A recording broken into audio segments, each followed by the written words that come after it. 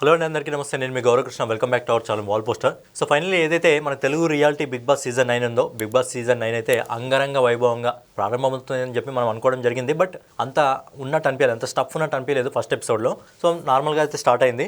And ఎవరైతే అగ్ని పరీక్ష నుంచి రావడం జరిగిందో ఇద్దరిని పక్కన పెడితే, అబూబకర్ ఇంకా ప్రసన్న కుమార్ని పక్కన పెడితే 11 మంది అయితే స్టేజ్ పైన ఉన్నారు. సో మిగతా వాళ్ళని అయితే సెలబ్రిటీలను అయితే ఇన్వైట్ చేయడం జరిగింది. సో యాజ్ యూజువల్లీ నాగార్జున గారు ఈ సీజన్లో కూడా ఆయనే హోస్టింగ్ చేస్తున్నారు. మంచి ఎనర్జీతో అయితే ఆయన రావడం జరిగింది. సో ఆయన వచ్చి ఈసారి బిగ్ బాస్ హౌస్లోకి వెళ్ళాడు. బిగ్ బాస్ హౌస్లోకి వెళ్ళి ఈసారి అంటే హౌస్ అనేది చాలా కలర్ఫుల్గా ఉంది, చాలా లుకింగ్గా ఉంది. అండ్ ఈసారి డబుల్ హౌస్.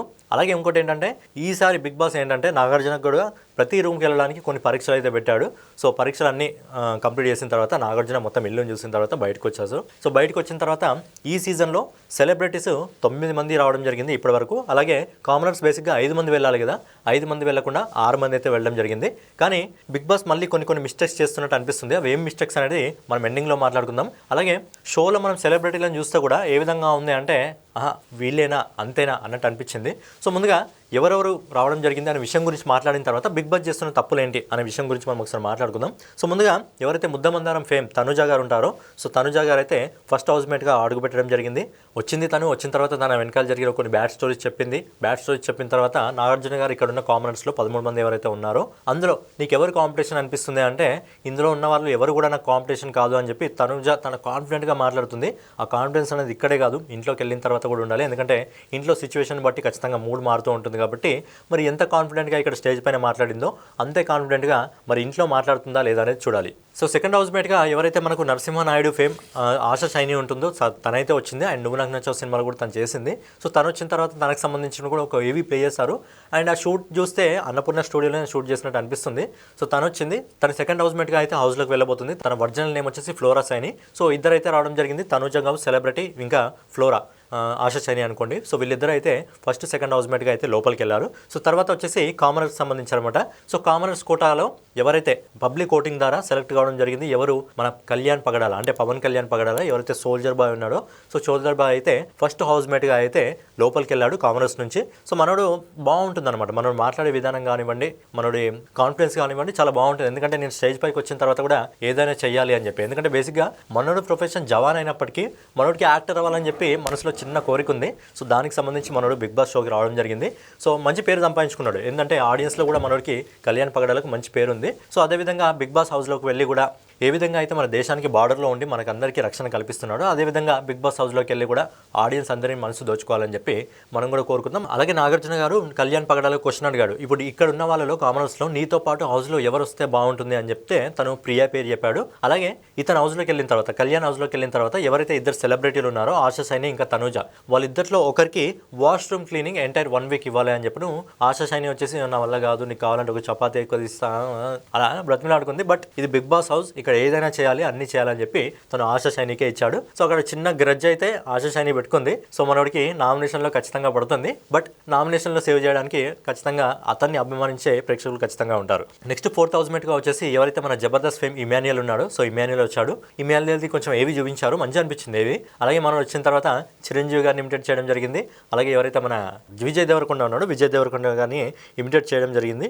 అలాగే నాగార్జున గారు ఇక్కడ ఉన్న వాళ్ళలో ఎవరైతే కామనర్స్ ఉన్నారో అందులో ఎవరు బాగా పర్ఫామ్ చేస్తున్నారంటే మనోడు దమ్ము శ్రీజ పేరు చెప్పడం జరిగింది, అలాగే హరీష్ పేరు చెప్పడం జరిగింది. సో వాళ్ళిద్దరు కూడా హౌస్లోకి అయితే అడుగు పెట్టారు. సో వాళ్ళ గురించి తర్వాత మాట్లాడుకుందాం.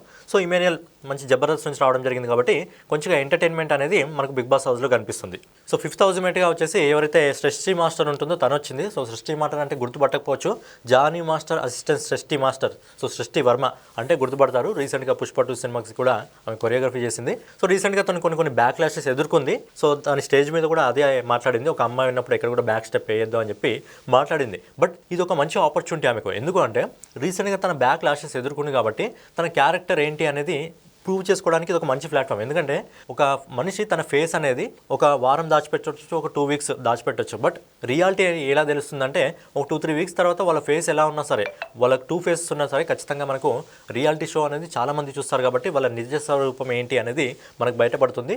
బట్ సృష్టి మాస్టర్కి తన బ్యాక్ లాస్ తర్వాత ఇది ఒక మంచి ఆపర్చునిటీ తనని తాను ప్రూవ్ చేసుకోవడానికి. మరి సృష్టి మాస్టర్ హౌస్లో ఎలా గేమ్ ఆడుతుందో మరి తనని తను ఎలా ప్రూవ్ చేసుకుంటుందో చూడాలి. సో 6th హౌస్మేట్గా ఎవరైతే కామనర్స్ నుంచి ఇంకో పర్సన్ లోపలికి వెళ్ళారో ఎవరైతే జ్యూరీలో బిందు మాధవి ఉందో సో బిందు మాధవి వచ్చేసి హరీష్ని అయితే పికప్ చేయడం జరిగింది. సో జ్యూరీ డిసిషన్ అది. అండ్ బిందు మాధవి గుర్తుంటే హరీష్ వచ్చినప్పుడు ఫస్ట్ బిందు మాధవే తనకి ఎగ్నెస్ట్గా మాట్లాడింది, నువ్వు మీ మిస్సెస్ని కొడతావు అది ఇది అని చెప్పి తనకి వ్యతిరేకంగా మాట్లాడింది. అండ్ ఇప్పుడు తననే బిందు మాధవి వచ్చి హరీష్ని పికప్ చేసింది.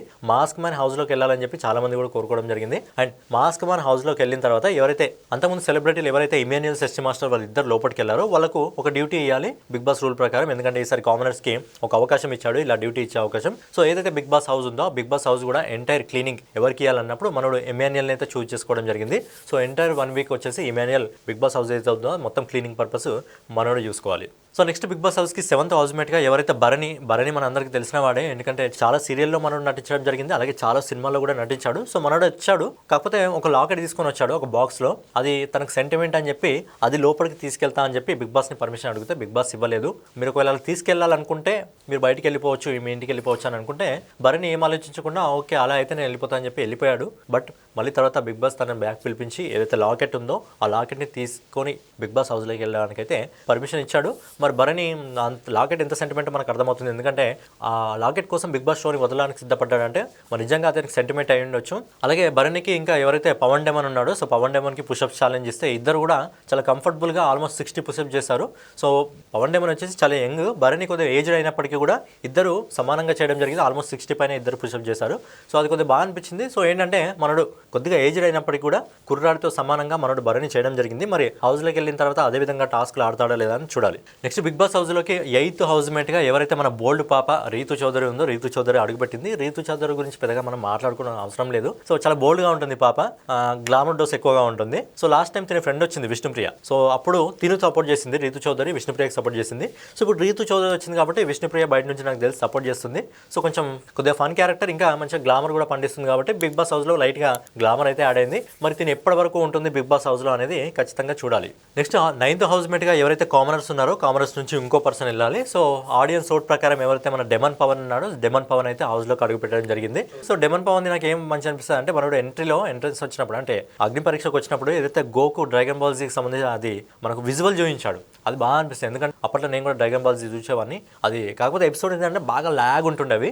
సో మనోడు అలాంటి కామిక్స్ అంటే మనోడికి బాగా ఇష్టం. ఆయన మనోడు చాలా స్మూత్గా ఉంటాడు, మాట్లాడే విధానం చాలా స్మూత్గా ఉంటుంది. కాకపోతే ఏంటంటే కొద్దిగా తొందరగా నర్వస్ అయిపోతాడు. మనోడు ఫేస్ అప్పుడే నర్వస్ అయిపోయినట్టు అనిపిస్తుంది. మరి బిగ్ బాస్ హౌస్లో ఆ నర్వస్ని జయిస్తేనే మరి లాస్ట్ వరకు ఫైనల్ వరకు ఉండగలుగుతాడు. మంచి ఇన్ఫ్లుయెన్సర్, మంచి డాన్సర్. మరి అదే విధంగా ప్రేక్షకులను ఆకట్టుకుంటాడా లేదా కామనర్గా అనేది చూడాలి. నెక్స్ట్ బిగ్ బాస్లోకి 10th హౌస్మేట్గా ఎవరైతే బుజ్జిగాడు ఫేమ్ సంజన ఉందో సో సంజన వచ్చింది. సో చాలా గ్యాప్ వచ్చింది, అప్పుడు సన్నగా ఉంది, ఇప్పుడు కొంచెం మ్యారేజ్ అయింది కదా కొంచెం బొద్దుగా అయింది. సో తను వచ్చింది, తన వెనకాల జరిగిన కొన్ని సాడ్ స్టోరీస్ని అయితే చెప్పింది.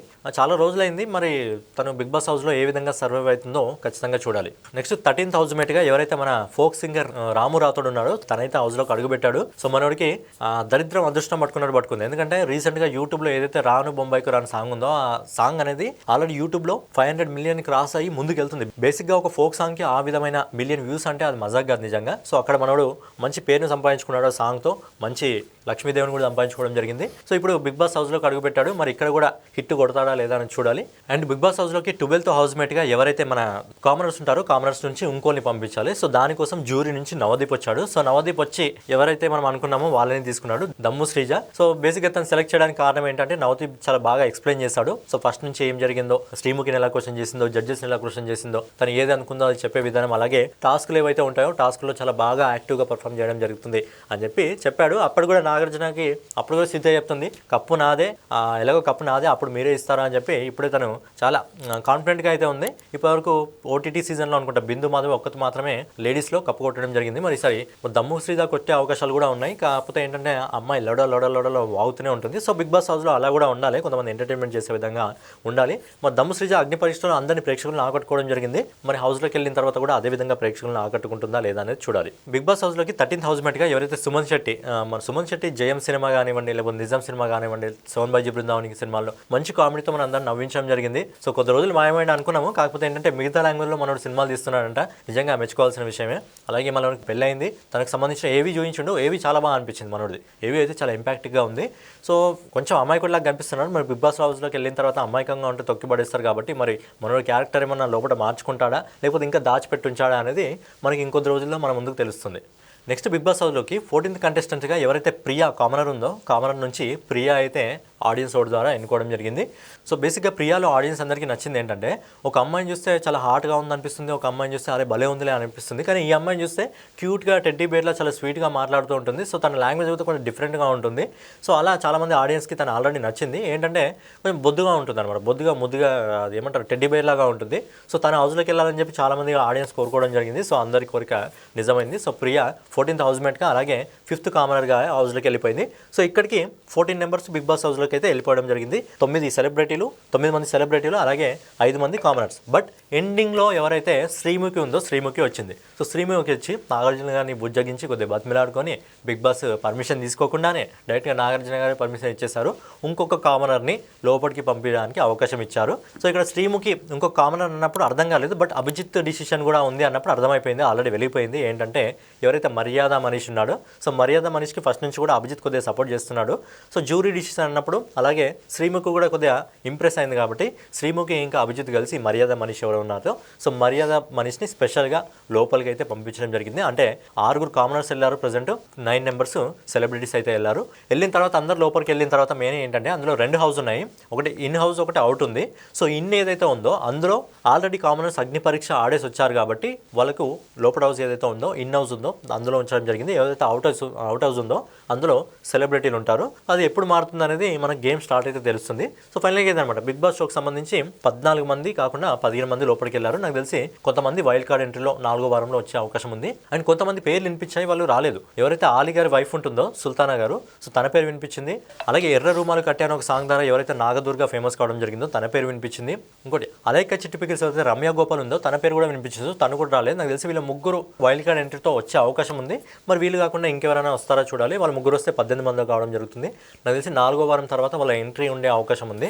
సో ఫైనల్గా బిగ్ బాస్ ఏంటి ఈసారి కూడా కొన్ని తప్పులు చేస్తుందా అంటే అవునని అనిపిస్తుంది. ఎందుకంటే మాటలు ఎక్కువ పని తక్కువ అంటారు కదా, సేమ్ బిగ్ బాస్ ప్రోమోలను బట్టి షోని మనము డిసైడ్ చేయలేకపోతాం. ఎందుకంటే ప్రతిసారి కూడా ప్రోమోలో ఏంటంటే షోని ఏదో లేపేసినట్టు మాట్లాడతారు, బట్ షోకి వచ్చేసరికి అది మళ్ళీ నీరు గారిపోతుంది. సో ఈ సీజన్లో కూడా అలాగే అనిపించింది. ఏంటంటే సెలబ్రిటీల విషయంలో మీరు చూస్తే 9 మంది ఎవరైతే సెలబ్రిటీలు రావడం జరిగిందో ఒక్కరు కూడా అబ్బా మామూలుగా కాదరా అన్నట్టు లేదు. ఎవరు కూడా వీళ్ళేనా సెలబ్రిటీలేనా వీళ్ళేనా అన్నట్టు ఉంది. అందులో మనం చూసుకుంటే మహా అంటే ఇమాన్యుయల్ కూడా ఓకే, అలాగే రీతు చౌదరి కొద్దిగా ఓకే అనిపిస్తుంది. మిగతా అందరూ కూడా ఏంట్రా వీళ్ళ అన్నట్టు అనిపిస్తుంది. సో ఏంటంటే 9th సీజన్ అన్నప్పుడు కొద్దిగా హోప్ పెంచినప్పుడు సెలబ్రిటీని మంచి సెలబ్రిటీని తీసుకురాకుండా ఏదో తీసుకొచ్చామా అనిపించింది. కానీ సెలబ్రిటీలు ఎవరు కూడా అబ్బా అన్నట్టు లేదు, ఏదో ఆహా అన్నట్టు మాత్రమే ఉంది.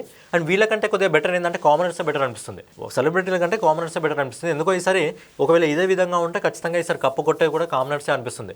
మెయిన్గా హోప్స్ అయితే దమ్ము శ్రీజ మీద అలాగే పవన్ కళ్యాణ్ పగడాల మీద ఎవరైతే సోల్జర్ బాయ్ ఉన్నాడో వాళ్ళ మీద అయితే హోప్స్ ఎక్కువగా ఉన్నాయి. ఏంటంటే చేస్తున్న తప్పు ఏంటంటే ఇలాంటి సీజన్ 9 తీసుకొచ్చినప్పుడు ఇంత మంచి ప్రమోషన్ చేసినప్పుడు మీరు ఆ ప్రమోషన్కి ఏమంటారు హైప్ ఇచ్చినప్పుడు సెలబ్రిటీలు ఏంటంటే కొంచెం ఫేమ్ ఉన్న వాళ్ళని తీసుకొస్తే బాగుండేది. ఏదో ఒకరి ఇద్దరు తప్ప మిగతా వాళ్ళు ఎవరు కూడా అంత ఆకట్టుకునే విధంగా సెలబ్రిటీలు లేరు కాబట్టి మరి ఈసారి కామనర్స్దే కప్పు ఉండే అవకాశం ఎక్కువగా ఉంది. సో దీన్ని డిసైడ్ చేసేది ఏంటంటే మెయిన్గా వైల్డ్ కార్డ్ ఎంట్రీస్. మరి వైల్డ్ కార్డ్ ఎంట్రీలో ఎవరైతే సెలబ్రిటీలు వస్తారు కదా వాళ్ళు గేమ్ చేంజర్గా ఏమైనా మారుతారా లేదా అని చూడాలి. ఇప్పటివరకు తెలుగు యూట్యూబ్ కమ్యూనిటీలో వైల్డ్ కార్డ్ ఎంట్రీతో వచ్చి కప్పు కొట్టిన ఒక కంటెస్టెంట్ కూడా లేడు. హిందీలో ఉన్నారు బట్ తెలుగులో ఒక్కడు కూడా లేరు. మరి తెలుగులో ఈసారి వైల్డ్ కార్డ్ ఎంట్రీతో ఎవరైనా వచ్చి గేమ్ చేంజర్గా మారుతారా లేదా అని చూడాలి. లేకపోతే ఖచ్చితంగా కప్పు ఈసారి కామనర్సే కొట్టే అవకాశం ఉంది. సో ఫైనల్గా అనమాట బిగ్ బాస్ సీజన్ 1కి సంబంధించిన ఎపిసోడ్ 1 గురించి పూర్తి ఇన్ఫర్మేషన్. అలాగే ప్రజెంట్ ఎవరైతే హౌస్లో కామనర్స్ అడుగు పెట్టడం జరిగిందో వాళ్ళలో మీ ఫేవరెట్ ఎవరు అనేది మీరు కింద కామెంట్ చేయండి. అరే నీ ఫేవరెట్ సోల్జర్, మావాడికి సోల్జర్ బాయ్ పవన్ కళ్యాణ్ పగడాలా అంట. సో నెక్స్ట్ ఎపిసోడ్లో మళ్ళీ కలుసుకుందాం. సో ఛానల్ ఎవరైనా కొత్తగా చూస్తున్నట్టయితే మన వాల్ పోస్టర్ ఛానల్ సబ్స్క్రైబ్ చేసుకొని బెల్ ఐకాన్ అయితే ఆన్లో పెట్టుకోండి.